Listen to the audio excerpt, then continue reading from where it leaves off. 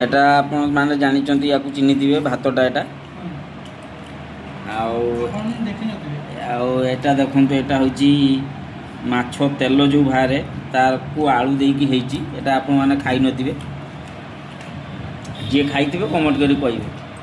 ଆଉ ଏଟା ଶାଗ ଭଜା ହେଇଛି, ଏଟା ଆମେ କେବେ ଖାଇନଥିଲୁ, ଏଟା ଫାଷ୍ଟ ଟାଇମ୍ ଖାଉ। ଆପଣମାନେ ଭାବୁଥିବେ କିନ୍ତୁ ନା ଏଟା ସମସ୍ତେ ଖାଆନ୍ତି। ଜଗନ୍ନାଥ ସାଙ୍ଗମାନେ ୱେଲକମ୍ ଆମ ଆତ୍ମହତ୍ୟା ମେସ୍କୁ ଆପଣମାନଙ୍କୁ। ତ ଭିଡ଼ିଓ ଆପଣମାନଙ୍କୁ କେମିତି ଲାଗୁଛି କମେଣ୍ଟ କରିକି ଜଣାଇବେ। ତ ଆଜି ଦେଖିଦେବା ଆମ ନନା କ'ଣ ରୋଷେଇ କରୁଛନ୍ତି। ସବୁ ଖାଇବାକୁ ବସିଗଲେଣି, ମୁଁ ଭିଡ଼ିଓ କରୁଛି। ଆଉ ଦେଖନ୍ତୁ ଏ ଭାଇମାନେ ସବୁ ଖାଇବାକୁ ବସିଗଲେଣି। ଦେଖନ୍ତୁ ଏ ଗୋଟେ ଟାକୁଲୁ ଭାଇ ବସୁଛନ୍ତି ଏଠି, ଇଏ ଆମ ନନା ବସୁଛନ୍ତି, ଆଉ ଏଠି ମୁଁ ବସିଛି ଦେଖୁଛନ୍ତି ମୋତେ। ଚାଲନ୍ତୁ ଆଇଟମ୍ କ'ଣ କ'ଣ ହେଇଛି ଦେଖିଦେବା, ତାପରେ ଖାଇବା ଆରମ୍ଭ କରିବା।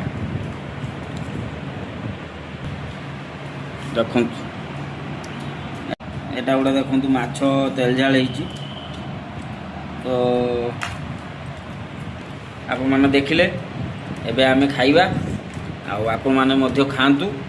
ଯଦି ତରକାରୀ ନଥିବ ତ ଏଇ ତରକାରୀ କଥା ଚିନ୍ତା କରିକି ଖାଇଦେବେ। ରହୁଛି, ଜୟ ଜଗନ୍ନାଥ। ଭଲରେ ଥାଆନ୍ତୁ, ସୁସ୍ଥ ଥାଆନ୍ତୁ।